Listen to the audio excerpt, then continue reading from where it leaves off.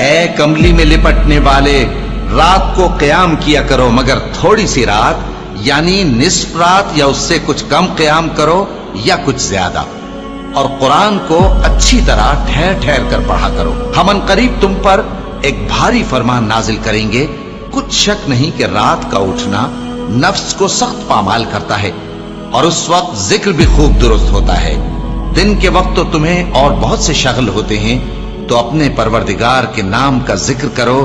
اور ہر طرف سے بے تعلق ہو کر اسی کی طرف متوجہ ہو جاؤ۔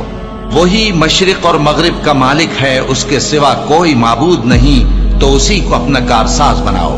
اور جو دل آزار باتیں یہ لوگ کہتے ہیں ان کو سہتے رہو، اور خوبصورتی سے ان سے کنارہ کش رہو، اور مجھے ان جھٹلانے والوں سے جو دولت مند ہیں سمجھ لینے دو، اور ان کو تھوڑی سی مہلت دے دو۔ کچھ شک نہیں کہ ہمارے پاس بیڑ